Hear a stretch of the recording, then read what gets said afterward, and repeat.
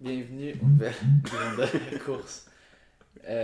C'est notre deuxième essai parce que la première coup a été un échec. On était pris de fou rire. Non, ce n'est pas la drogue ou l'alcool, c'est la fatigue. Euh, pour commencer ces nouvelles, on doit mentionner des gros records. On a un nouveau record canadien féminin au marathon et au demi-marathon.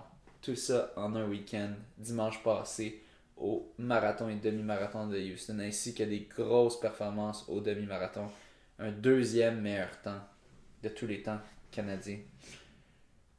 La femme qui a réussi à faire cette performance record canadien est Malindi Elmore et elle l'a défoncé de 2 minutes. Elle a fait 2,24,50. Le record avant était de 2,26,56 par Rachel Cliff.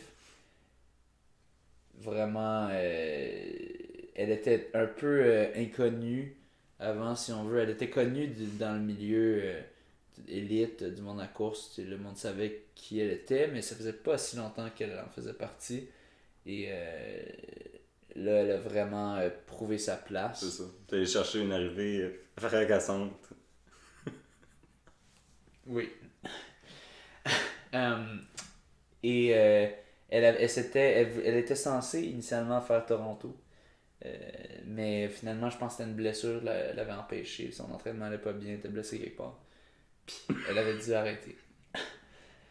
Euh, Ensuite, on a aussi Natasha Wodak qui est allée faire une meilleure performance canadienne de tous les temps sur le demi-marathon. Elle a fait le premier sub 1,10 féminin canadien, plus précisément 1,09,41. Avant, le record était 1,10,06. Donc, elle vient chercher 25 secondes sur l'ancien record. Quand même aussi très gros. C'était aussi Rachel Cliff qui le détenait. Donc, Rachel Cliff s'est fait voler 2 records en un week-end, pour fille. Euh, ouais. Mais elle est quand même très forte, elle a des bonnes chances d'aller aux Olympiques. Malindi, elle vient de se prendre son ticket pour les Olympiques avec ça, c'est certain. Vous pourrez l'avoir aux Olympiques à Tokyo avec ça. Et finalement, côté masculin, Rory Linkletter, c'était son début au demi-marathon. Et il avait fait son début au marathon à Toronto, si je ne m'abuse, en octobre passé. Il avait été un peu déçu, je crois. Il avait pas. Il avait fini quand même. Je pense qu'il était quand même fort, mais pas assez à son goût. Il était plus rapide que moi, pour vous donner une idée, donc il est quand même très très fort. Euh, il a fait 1,01,44, Ah. ce qui est la deuxième meilleure performance canadienne de tous les temps. Euh, donc très fort. Puis derrière lui, il y avait Cam Levins, 1,02,14, qui est vraiment.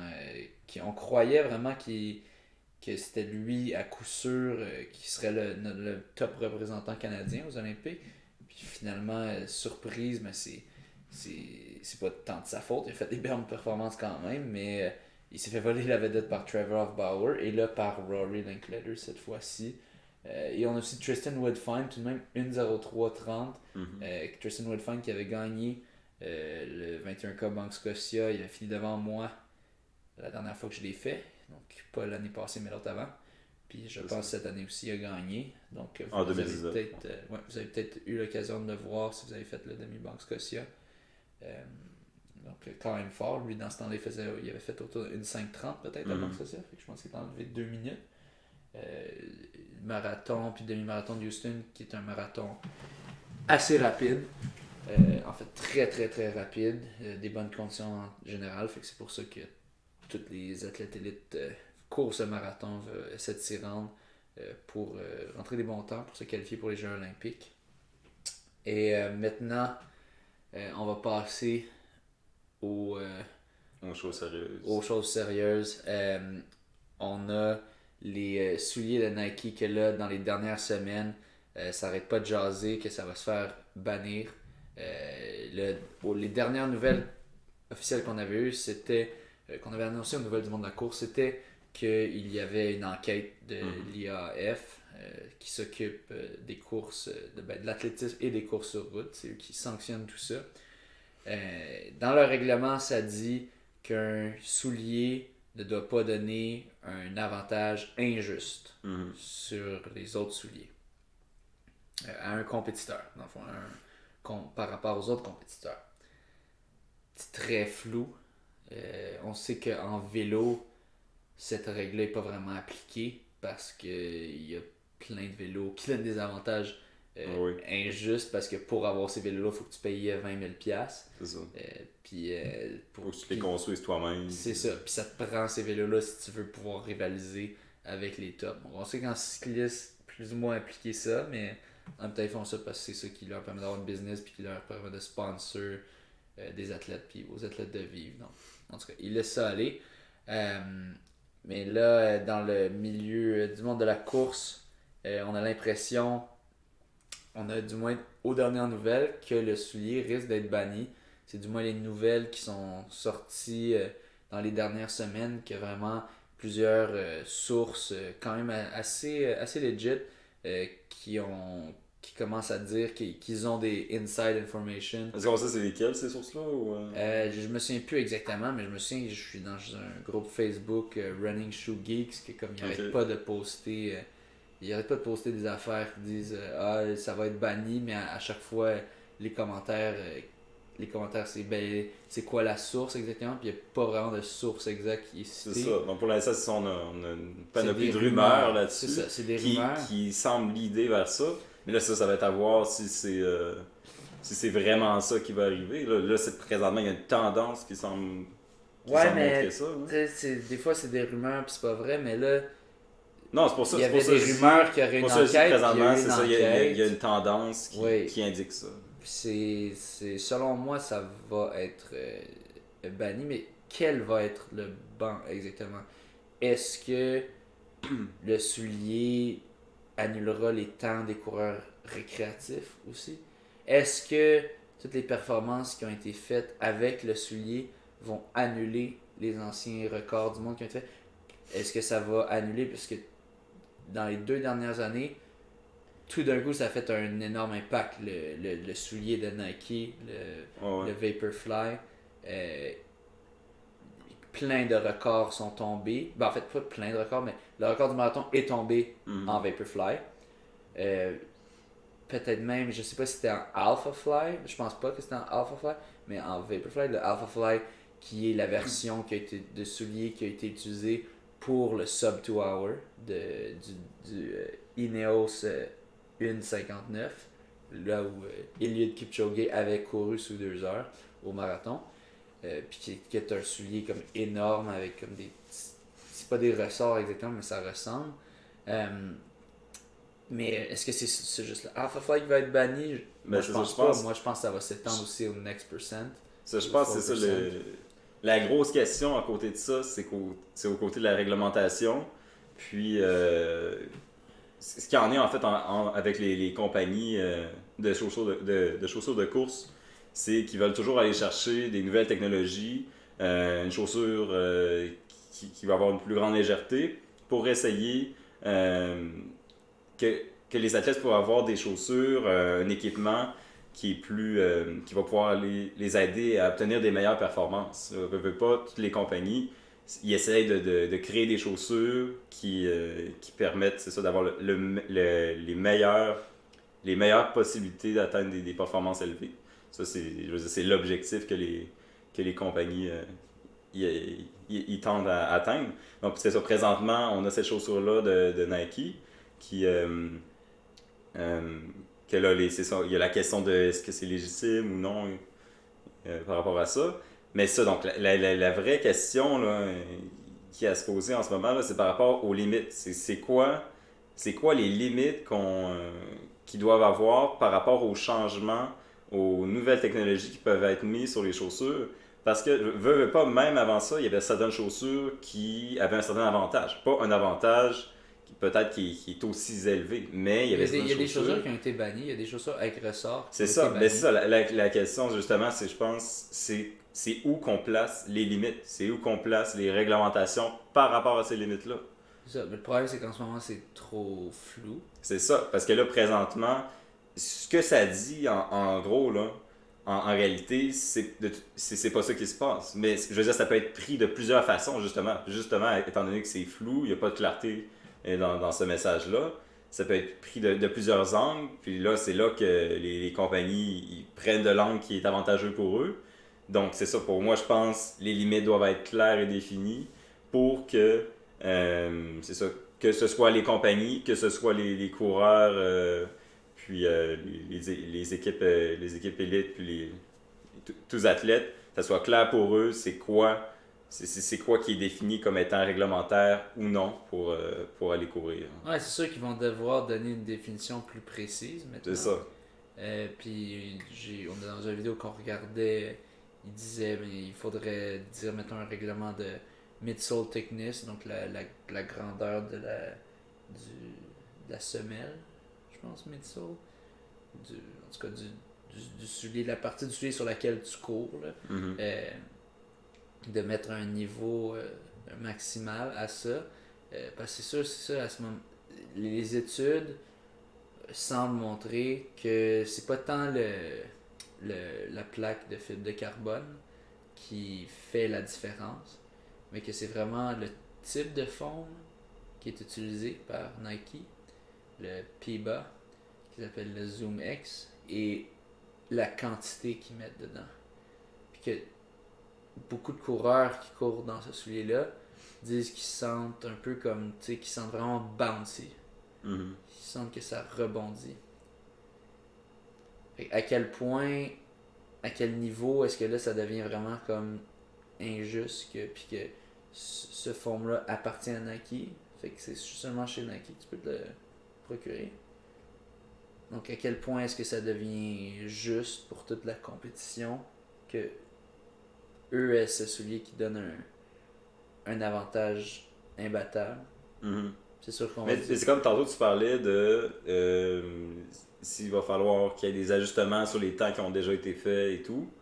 Mais c'est ça, présentement, je veux dire, c'est des choses, je pense, qui se font déjà aussi par rapport, mettons, les courses sur piste, là, que tu as des pistes qui vont être bunkées, donc avec un angle. Ouais, avec un angle, là. Ouais. Ou que là, les temps de ces courses-là, comparés à sur une piste de course qui est plat, il me semble, si je me souviens bien, il y a de quoi qui est fait ouais, tu peux faire pour une conversion, pour ramener la conversion. Je sais pas si les records peuvent être faits sur piste bunkée. Ok. Je pense que c'est peut-être que tu peux faire des temps de conversion, mais qu'au final, pour les records indoor, ben, tu dois le faire sur une piste bunkée. Donc, est-ce que tu penses que ça pourrait être quelque chose de semblable qui pourrait mais ça, les pistes bunkées, tout le monde y ont accès, tu sais. Oh oui, je sais, mais mettons, est-ce que tu penses que ça pourrait être quelque chose de semblable qui pourrait être mis pour... des conversions de temps? Pour les temps de course sur route. Qu'admettons, pour les records, que tu veux aller obtenir un record sur route, ce souci-là n'est pas permis. Mais pour des courses, peut-être. Mais je comprends pas, tu dirais que tu convertirais ton temps quand tu cours avec ces souliers-là? Je sais pas, mais c'est toi tantôt qui disais que ce qu'il va falloir revoir les temps qui ont été faits avec ces chaussures-là, peut-être. Ouais. Donc, comment tu penses qu'ils vont gérer ça? Est-ce que ça va être seulement banni ou que les temps vont être seulement annulés ou disqualifiés? Ben, si on regarde ce qui s'est passé en natation, quand il y avait les espèces de sous qui étaient comme trop bons, puis que là, tous les records tombaient, puis c'était trop. Puis là, ils ont décidé, ok, on bannit ces soutes-là. Puis les records qui avaient été faits avec ça ont juste été annulés parce que tu peux pas garder le record si plus personne n'a accès à ce matériel-là qui fait que ça va super plus vite. Fait que là, pour battre le record, il faudrait que tu essaies de battre quelqu'un qui est comme dopé mécaniquement, ça serait injuste. Donc, mais sauf que ça, si le soulier est banni, les temps vont devoir être annulés. Sauf que ça, je pense pas nécessairement que ça a nécessairement la même mesure monétaire. Parce que, admettons, je pense, je sais plus c'est quoi les tarifs là, pour. Ce soulier-là? Non, admettons là, pour la natation, là, il me semble que la tenue de natation était seulement à porter une fois. Mais c'est ça, c'est que tu pouvais juste le porter une Porter fois. une fois, puis déjà le prix était très élevé aussi. Super cher, ouais. C'est ça, mais je veux dire, comparé à la course, je pense que faut quand même faire la différence entre les deux. Parce que je veux dire, le soulier de course qui existe présentement là, de Nike, il est je veux dire, vraiment moins coûteux que ça. Ouais, c'est sûr, c'est pas un dispendieux à 1000$ que tu peux juste utiliser une fois, mais c'est quand même similaire dans le concept, c'est juste moins amplifié. C'est dans ce cas-ci, on a un soulier à 330 canadiens ou 250 US, mais ce qui est quand même super cher, là, c'est pas... Tu sais, oui, tu peux te le payer si t'es bien motivé. Quand t'es un coureur, veux pas, c'est ça, c'est un choix sur quelle chaussure tu vas prendre, mais entre une chaussure, moi je pense, là, entre 150$ puis 330$, je trouve la différence, c'est ça, comme tu dis, l'amplification est beaucoup plus moindre, puis je trouve que les conséquences sur ce changement-là, qui est en fait le coût de 2 chaussures. Moi je te dirais 100 puis 330. Selon moi, une paire de souliers, tu devrais pas payer plus que 110$ pour. Selon moi, là, si oui, tu peux encourager un shop, payer comme 150$, là, tout. Mais d'habitude, si tu shoppes en sale, là, tu peux t'en trouver à comme 80, 70$, tu sais.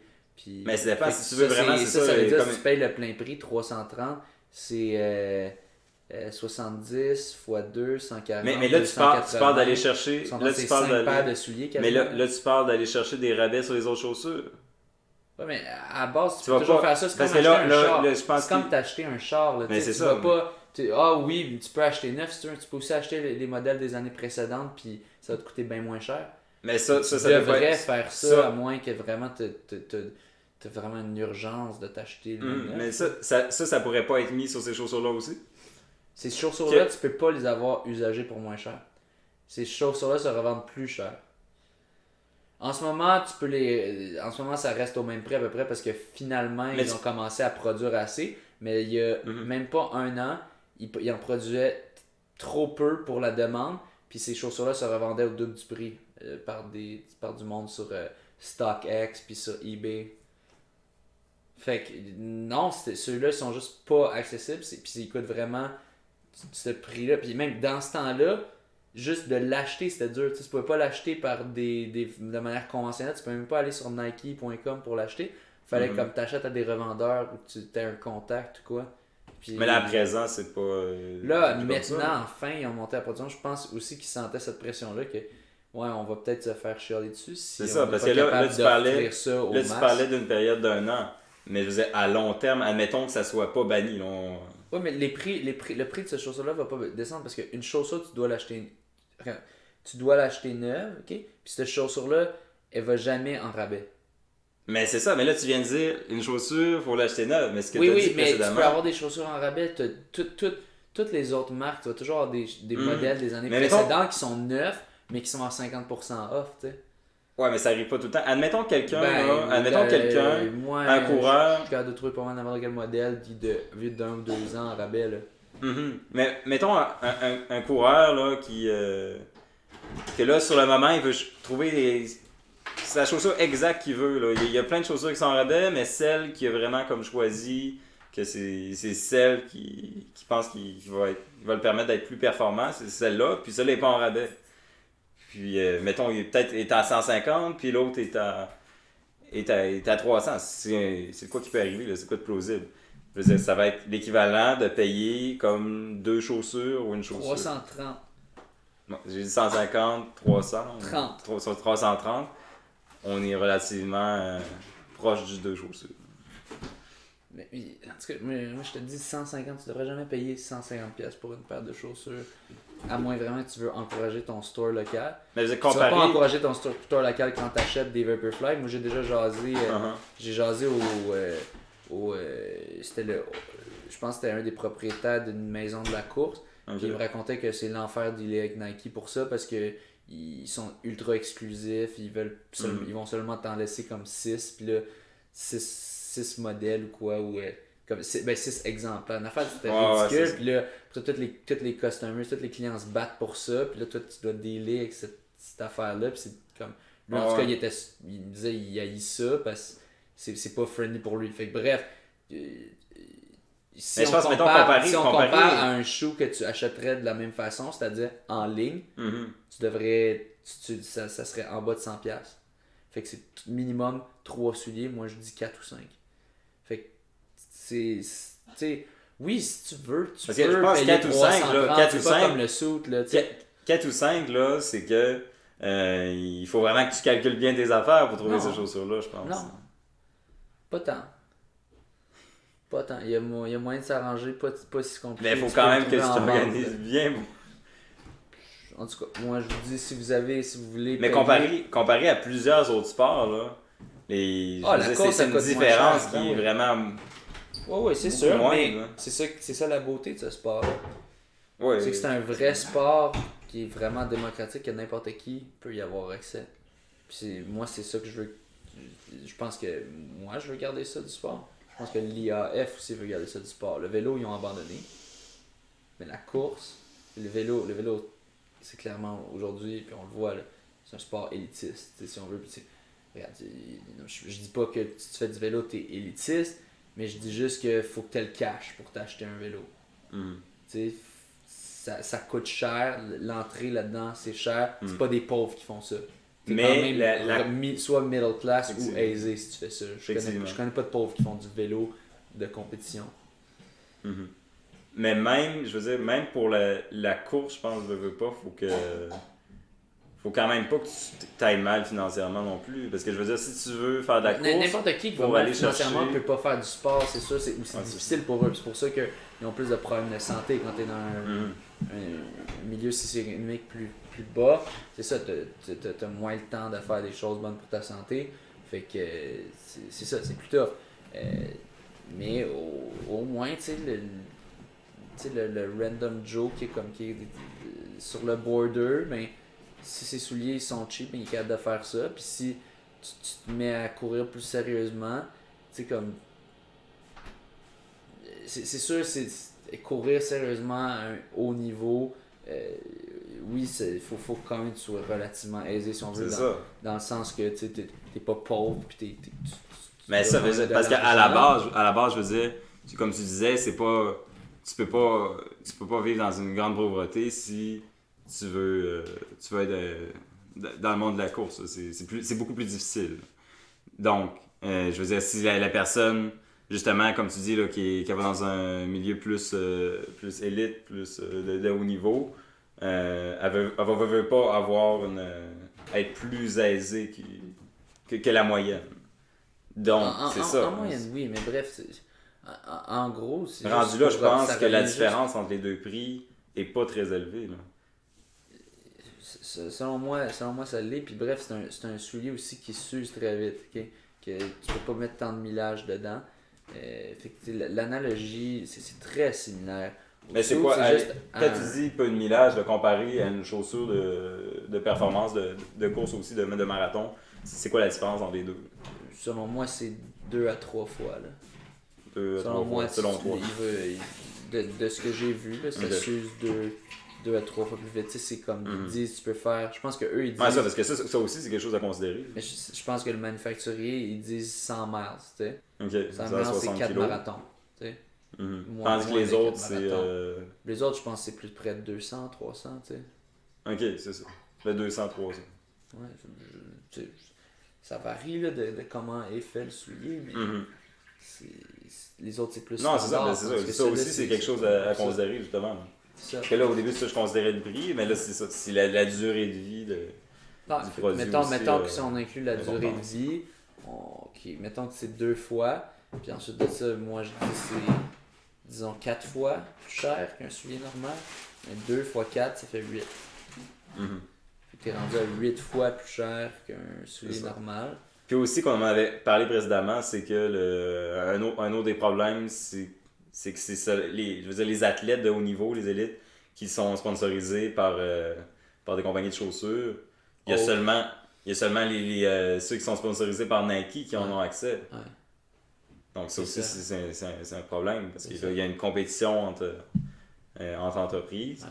Puis quand on regarde tous les meilleurs temps, si on regarde, il y a des tableaux qui sont faits des top 3 à tous les gros marathons, là, où est-ce que les top élites, c'est complètement dominé par le Vaporfly. Mhm. Fait que selon moi, il y a un problème. Selon beaucoup d'experts aussi, il y en a. Mhm. Il y a d'autres mondes qui disent ben c'est free market. Tu développes le meilleur produit, tant mieux. Ben, c'est ça, c'est une question éthique par rapport à ça. Mais moi, selon moi, on devrait mettre des régulations. Puis j'ai pas envie, que ça devienne trop inatteignable. Mais je pense que c'est ça, ce qui est important, c'est que la régulation qui soit placée, elle soit stricte, elle soit bien comprise, puis elle soit bien établie, que ce soit pas quelque chose de vite fait, que ce soit, je pense pas qu'ils peuvent faire de quoi de vite fait, je pense que non, c'est je sais, très clair. mais c'est juste que précédemment, c'était pas ça qui avait été fait. S'ils bannissent Nike va être fâché, puis tous les gens qui ont fait des records personnels avec leur Vaporfly vont être très fâchés. Et s'ils sévissent pas, ben là, tous les autres qui veulent voir Nike se faire bannir vont être fâchés. Ils vont essayer d'aller chercher peut-être plus un juste milieu. Mais puis il va falloir que ce soit très clair. Très clair, puis aussi, c'est comme marcher sur un champ de mine aussi. Ah ouais, ils sont dans des beaux draps en ce moment, mais il va falloir qu'ils nous offrent une réponse claire s'ils veulent s'en sortir indemnes. Bref, moi je sens vraiment que ça va être banni. J'ai vraiment l'impression que ça va être comme les suits de natation. Je pense qu'ils s'en foutent pour les average Joe.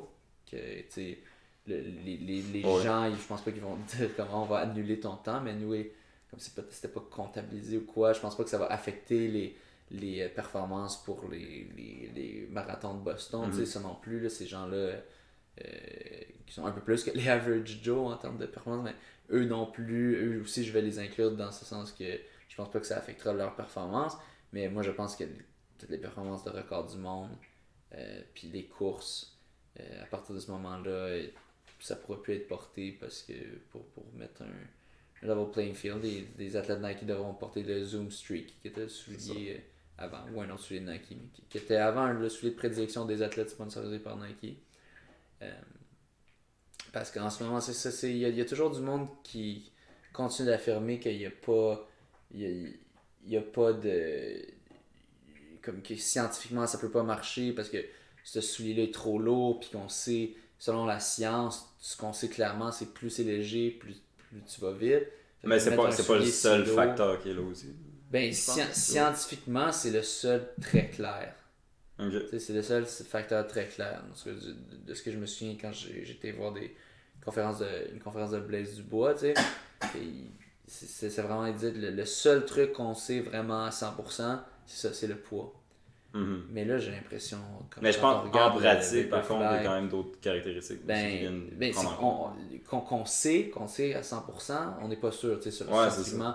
Mais là, on a tellement de preuves anecdotiques, mais à un tel niveau que ça en devient, à un moment donné, je me pose plus trop de questions quand je vois que tout le monde porte ça. Toutes les top élites qui finissent premiers dans les marathons portent ça. Selon moi, il y a quelque chose là. Je pense que ça donne un avantage. Oui, ben, pas juste parce que je suis sponsorisé par Skechers que je veux le bannir, c'est ça. Ça serait vraiment je me demande comment, est-ce que je serais aussi, j'aurais la même raisonnement si j'étais sponsorisé par Nike. Est-ce que c'est un peu comme les Albertains qui disent le gaz correct, notre gaz c'est correct, ou qui croient pas au changement climatique parce que c'est bon pour leur économie. Moi, je pense qu'il faut faire attention, là, c'est pas tous les Albertains qui non, pas tous les Albertains, mais je dis les Albertains qui croient ça, qui croient pas, puis que t'es comme, voyons, tu te fermes les yeux. Est-ce que je serais de même si j'étais sponsorisé par Nike, ou est-ce que ça m'a mis. Est-ce que tu serais affecté par les billets? Par les billets. Les billets d'argent, oui. Non, les billets.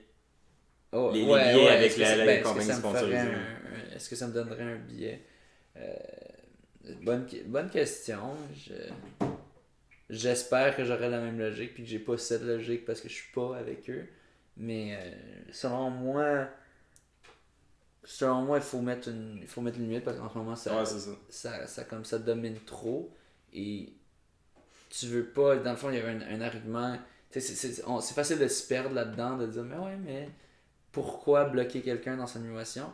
Mais tu sais, t'avais dans un petit vidéo qu'on regardait, que c'est fou, c'est sorti aujourd'hui, puis ça avait déjà 600 000 views. C'était un petit documentaire du, du Wall Street Journal, je pense, ou du Time. Puis qu'il explique est-ce qu'on veut que la performance euh, ça soit l'homme contre l'homme, la femme contre la femme, l'humain contre l'humain, ou l'humain et des bonus. T'sais. Puis au final, c'est ça, moi je veux que. On veut pas tant que les bonus te donnent tant de bonus. C'est correct d'optimiser un peu, mais à quel point? Ça, tu veux que ça soit plus des bonus qui soient acquéris par l'entraînement, exactement, par, par la vie de l'athlète. Par le mode de vie. Ouais, puis par l'aspect mental, à quel point la personne est un guerrier. C'est ça. Moi, je veux que ça soit ça qui va décider qui va gagner et non qui a aspect au meilleur gear. C'est ça, pas ce qui est extérieur. C'est pas comme la Formule 1, là, où est-ce que la Formule 1, le meilleur pilote, oui, c'est le fun, mais en même temps, tout se joue sur la technologie et tout ça. Puis là, c'est intéressant parce qu'ils mettent une nouvelle restriction et tout ça pour comment ça fonctionne. Mais là, ça devient une game, tu sais. Mais j'ai pas envie que la course devienne comme la Formule 1, ou comme le vélo, que tout est. On parle juste du matériel, puis ci, puis ça. Puis c'est ça qui se passe. Mais c'est ça, parce que là, mais c'est justement c'est pour ça que c'est important qu'il y ait cette enquête-là, que le questionnement, que ce soit banni ou non, parce que même c'est ça, si la différence de prix est quand même moindre que comparé à la natation, que comparé au vélo et à d'autres sports, à la base, comme tu disais plus tôt, là, la course, c'est basé pour être c'est un sport qui se veut d'être accessible à la plus grande population possible. Donc, même si ça, si le prix, la différence de prix est quand même moindre comparé à d'autres sports, cette différence de prix-là est quand même plus élevée comparé à cet aspect-là de la course, d'être accessible à tout le monde. Ouais. Non, c'est ça. Mais ouais, moi, j'espère que ça va être banni. Ça, c'est ce que j'espère. Puis banni complètement, tu sais, parce que c'est. En tout cas, du moins pour les élites et les sub-élites et tout ça. Parce que c'est ça, je trouve ça pénible d'avoir à penser dans ma tête. Ah, est-ce que j'ai le meilleur soulier ou est-ce que en ce moment j'ai comme moins de chances de gagner contre l'autre gars qui a ça. Pas parce qu'il est meilleur que moi, mais parce que ça, je trouve que c'est tellement énervant. C'est sûr qu'on pourra jamais éliminer ça. On va toujours se demander est-ce que mon soulier me donne une meilleure chance que l'autre. Mais j'ai un certain désaccord par rapport à ce que tu viens de dire, là, dans le sens que tu dis que, dis-moi si c'est pas bon ce que je viens de dire, là, mais que l'important c'est que ce soit les élites, que ça soit complètement interdit pour eux. Ouais. Donc que ça soit encore accessible pour le public général. C'est ça? Ouais, je sais pas. Ouais. Parce que par rapport à ça, moi je trouve en fait que l'interdiction, si elle a à avoir lieu, devrait se faire sur l'ensemble de la population, selon moi. Parce que je trouve que justement par rapport à ce que la course c'est, que ça soit accessible, qu'on valorise l'esprit sportif, l'antidopage et tout. Je pense si on définit qu'il doit pas avoir qu'il n'y a pas d'athlète qui doit avoir des bénéfices dus au matériel, je pense que ça doit être tous les athlètes à tous les niveaux. Pour que chaque personne qui s'inscrive à une course, qui mettent plusieurs efforts dans leur vie, c'est pas tous les personnes qui vont, pas tous les coureurs, coureuses qui veulent nécessairement aller chercher la médaille d'or. Peut-être qu'ils ont d'autres objectifs personnels. Puis je pense que le tout doit être réalisé avec des règlements très semblables, très similaires. Ouais, mais quand tu es à ce niveau-là, tu te bats pas contre les autres, tu te bats contre toi-même. Tu te bats pour battre tes records personnels de ça. Oui, sauf que, la personne qui finit je pense... 40e, mais non, pas 40e, mettons la personne qui finit Oui, mais 500e, elle s'en fout de finir mais 500, l'idée est pas là. 440. Ouais, mais l'idée est pas 460. là, je trouve. C'est dans le sens que c'est l'esprit de la course. Je pense que c'est du côté de l'esprit de la course, pas nécessairement du positionnement, mais de ce que c'est la course. Puis c'est quoi qu'on veut valoriser dans ce sport-là. Puis je pense que si on empêche ça pour les élites, je pense que ça doit être de quoi, étant donné qu'on empêche ça en raison des valeurs de la course, je pense que ça doit être quoi qui doit être interdit à l'ampleur des coureurs-coureuses. C'est juste, c'est dur à appliquer, parce que c'est un soulier qui est tellement porté. Puis une des grosses différences, j'arrête pas de faire l'analogie avec les suits de natation. Mm-hmm. La grosse différence, c'est qu'une compétition de natation, tu peux faire un 800 mètres un jour puis en faire l'autre un autre week-end. Les marathons, des fois, tu as un bon marathon par année ou aux 2 ans. Fait que d'annuler des performances qui sont le résultat de plusieurs mois, voire d'années d'entraînement parce que la personne porte un soulier qui ne savait pas qu'il serait banni. Mais là justement, c'est ça, la question ça va être à voir comment les règlements vont être implémentés. Mais là, je parle principalement, j'ai pas établi ma pensée par rapport à ce qui s'est passé dans le passé, mais par rapport à ce qui va se produire dans le futur. C'est comment on veut valoriser la course pour ce qui est du futur.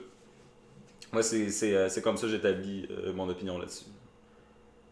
Que dans le futur, si ça doit être interdit pour les athlètes élites, ça doit être interdit pour tous les athlètes coureurs. Oui, je peux être d'accord. Je dis juste que ça va être difficile d'appliquer.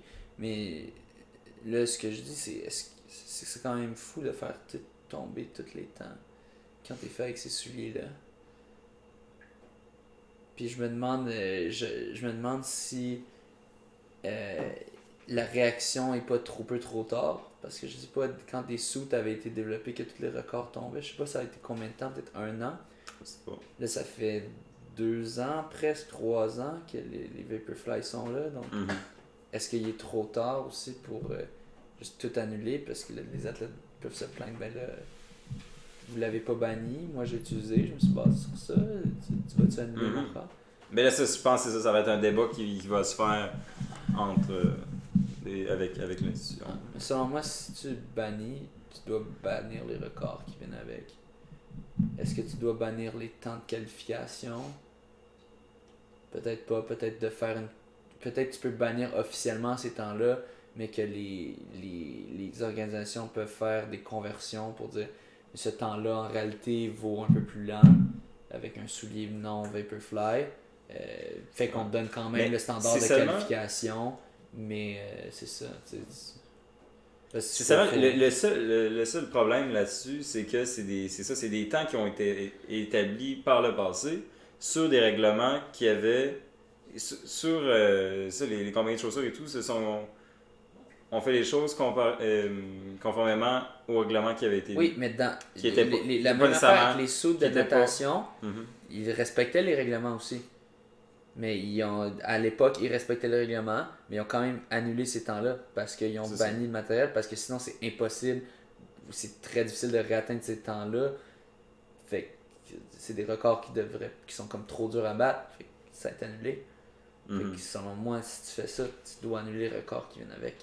Ouais, c'est un débat éthique qui est quand même problématique. Bref, on va voir sûrement dans les prochains jours, les prochaines semaines, peut-être prochains mois, mais selon moi ça devrait pas trop tarder. Qu'est-ce qui va en advenir, surtout avec les Olympiques qui s'en viennent là. Les athlètes qui capotent un peu à savoir est-ce que mon temps qui me qualifie pour les Olympiques va être bon avec ces souliers-là. Moi je suis content au moins de pas trop poser cette question-là parce que je veux pas porter ce soulier-là de si peu. Mais des bonnes questions. Si vous avez des commentaires là-dessus, genre du public, chers auditeurs, n'hésitez pas. Allez-y fort sur cette publication. Ou envoyez-moi un message direct, sinon à la page ou en personne, pour nous laisser savoir ce que vous en pensez. Puis peut-être qu'on lira votre opinion, peut-être pas. qui sait. Merci Nathanaël d'avoir bien passé cette soirée où la fatigue a emporté notre première prise, mais c'est ça. heureusement on s'est pas rendu loin la première fois, donc on a pu recommencer fresh. Sur ce, bonne nuit. Bonne nuit.